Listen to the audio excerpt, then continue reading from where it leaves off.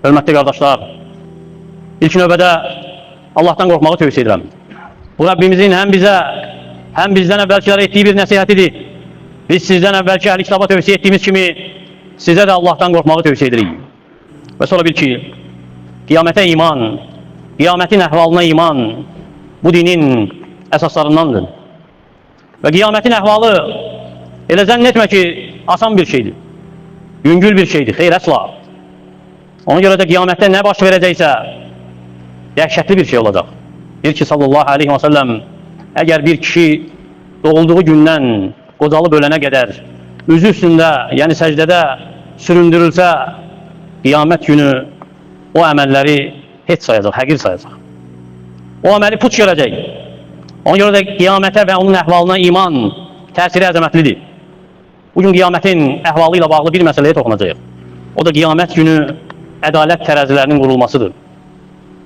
Və tərəzinin qurulması böyük təsiri var əgər iman etmisənsə ona. Çünki bu elm yəqinlik doğurur insan üçün. Rəbbinin ədalətini dərk edir, başa düşür.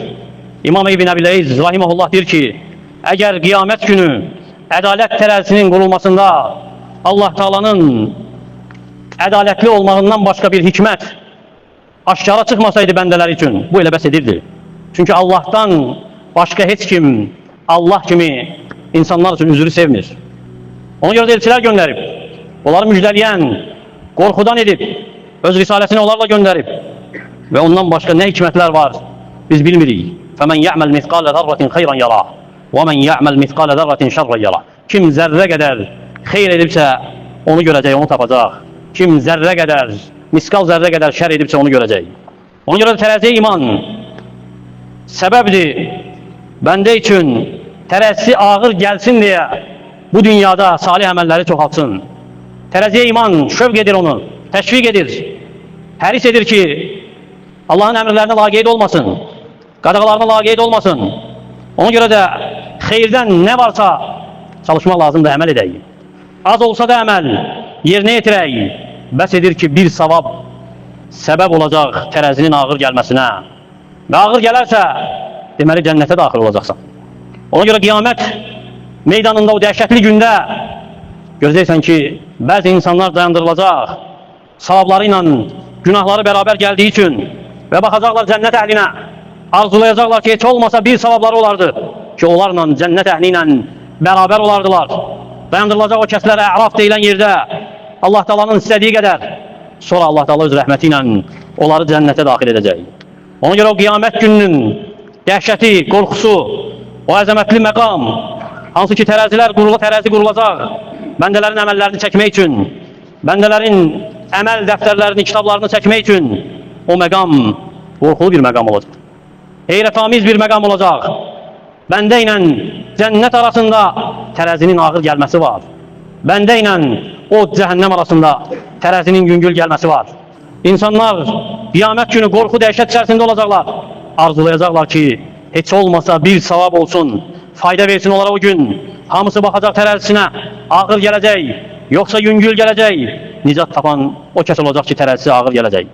Xəsarətə uğrayan o kəs olacaq ki, tərəzisi yüngül gələcək. وَالْوَزْنُ يَوْمَئِذٍ الْحَقِّ فَمَنْ ثَقُلَتْ مَوَازِينُهُ فَأُولَٰئِكَ هُمُ الْمُفْلِحُونَ وَمَنْ خَفَّتْ مَوَازِينُهُ فَأُولَٰئِكَ الَّذِينَ خَسِرُوا أَنفُسَهُم بِمَا كَانُوا بِآيَاتِنَا يَظْلِمُونَ. O gün əməllər çəkilməsi, yəni tərəziyə qoyulması həqiqətdir. Tərəziləri ağır gələnlər nicat tapanlardır.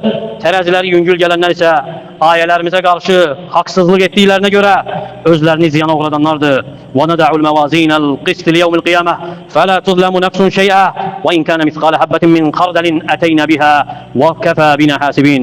Biz qiyamət günü ədalət tərəziləri ilə haqq hesab çəkəcəyik. Ədalət tərəziləri qoyacağıq. Heç kimə hər hansı bir şeydə ədalətsizlik edilməyəcək. Bir xardal dənəsi mislində olsa belə onu gətirib tərəziyə qoyacağıq. Bizə haqqı araşdırmaq bəs edər. Və buyurur ki, Rəbbimiz فَأَمَّا مَنْ ثَقُلَتْ مَوَازِينُهُ فَهُوَ فِي عِيشَةٍ رَاضِيَةٍ وَأَمَّا مَنْ خَفَّتْ مَوَازِينُهُ فَأُمُّهُ هَاوِيَةٌ وَمَا أَدْرَاكَ مَا هِيَ نَارٌ حَامِيَةٌ. O gün kimin tərəzisi ağır gələcəksə onu xoşbəxt güzaran gözləyir, xoşbəxt güzaran sürəcək. Kimin tərəzisi yüngül gələrsə onun sığınacağı haviyə olacaq. Və sən havadan biləsən nədir haviyə? O qızmar bir oddur. Tərəzisi ağır gələn, Tərəzisi yüngül gələn qiyamət günü elə bilmə ki, malı mülkü səbəbindən olacaq. Xeyr. Qiyamət günü tərəzinin ağır və ya yüngül gəlməsi əməllər səbəbindəndir. Əməllərlə bağlıdır. Nə malla, nə mülklə bağlıdır. Nə məqamla, nə vəzifə ilə bağlıdır. Nə nəsillə, nə köklə bağlıdır. Nə nəsəblə, nə soyla bağlıdır. Nə də bədənlərin köklüyünə görə deyil, ağırlığına görə deyil. Deyir ki, sallallahu aleyhi və səlləm, İnnəhu ləyətir rəculəl azimə səminə yevməl qiyamə. Qiyamət günü ən kök, iri bir kişi gətiriləcək. Lə yəzunu indallahi cənəhə bəuda. Allah yanında tərəzidə ağcaqanadın qanadından da yüngül olacaq. Və sonra deyir ki, sallallahu aleyhi və səlləm, İqra oxuyun, fələ nuqimu ləhum yevməl qiyaməti vəznə. Biz qiyamət günü onlara heç bir dəyər verməliyik. Yəni, heç bir çəki verməliyik. Abdullah ibn Məsud radiyallahu anhu ayaqları incə bir kişiydi. Peyğəmbər sallallahu aleyhi və səlləm onu ağacdan, onun üçün nəsə gətirməyə əmr edəndə, ağaca çıxdığında bəzi səhabələr onun ayağına baxıb gülür. Lakin iman sahibi olduğu üçün, sadiq olduğu üçün Rəbbi ilə, salih əməl sahibi olduğu üçün deyir ki, sallallahu aleyhi və səlləm, buna gülürsüz. وَالَّذ۪ي نَفْسِي بِيَدِهِ لَهُمَا أَثْقَلُ فِي الْمِيزَانِ مِنْ أُهُدْ. Nəfsim və canım əlində olan and olsun ki, bunlar yəni onun ayaqları tərəzidə Uhuddan daha ağırdır. Ona görə də qorxun Rəbbinizdən, hazırlaşın əməlləriniz çəkiləcəyiniz gün üçün, tərəziyə qoyulan gün üçün hesaba çəkin əməllərinizi, sözlərinizi, baxın etdiklərinizə. Kim xeyir tapsa Allah'a həmd etsin və bilsin ki, tərəzisi ağır gələcəksə yenə Rəbbinə həmd etməlidir. Və bilsin ki, əgər xeyri tapacaqsa qiyamət günü Rəbbinin şükrünü davamiyyətli etməlidir. Və kim əməlində narqisliyi görərsə, tərəzisinin yüngül gəldiyini görərsə, Allahın əmrlərində səhlənkarlıq etdiyini görərsə, Allahın bəndələrindən kiməsə zülm etdiyini görərsə, elə isə o gün gəlməmişdən qayıtsın Rəbbinə, tövbə etsin, həris olsun bəndələrin haqlarını qaytarmağa, həris olsun onlardan halallıq almağa. Nə qədər ki, tərəzi qurulmayıb, hələ də fürsət var, sonrası gec olacaq. Və bilin ki, Rəbbiniz bəndələrinə qarşı rəhimlidir.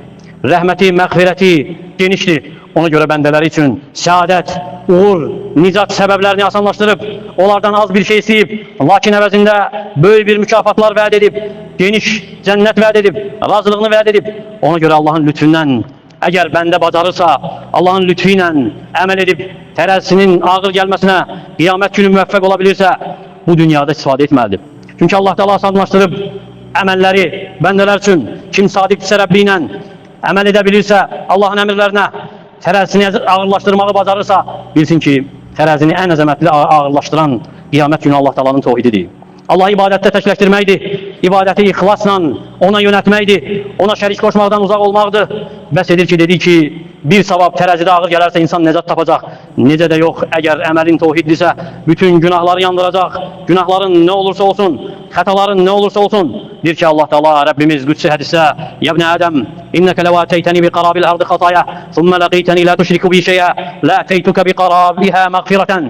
Ey Adəm övladı, əgər məni ilə qarşılaşdıqda yer dolu günahlarla gələrsən, sonra mənimlə qarşılaşdıqda mənə şərik qoşmadan huzuruma çıxarsan, bir o qədər də sənə məğfirətlə gələrəm. Yəni səni bağışlayaram. Ona görə dini ixlasla Allah Teala'ya yönət.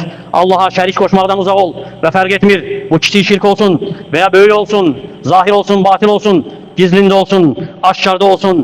Şirkdən uzaq ol. Hətta Rəbbinlə qarşılaşanda vəd etdiyi məğfirətə nail olasan. Həmçinin bil ki, tərəzinin ağır gəlməsinə səbəb qiyamət günü bəzi əməllər var ki, o insan üçün asan bir şeydir. Əgər əməl etsə, Allah Teala onun tərəzisini ağırlaşdırar.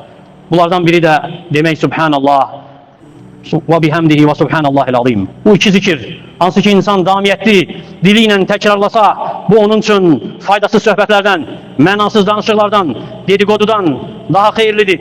İnsan üçün sakit oturmaqdan daha xeyirlidir. Miniyində, yatağında sakit qalmağından daha xeyirlidir. Deyir ki, sallallahu aleyhi və səlləm, kəlimətəni xafifətəni aləl lisan, thəqilətəni fil mizan, həbibətəni ilə rəhmən, Subhanallahil azim, Subhanallahi və bihamdi. İki kəlmə var.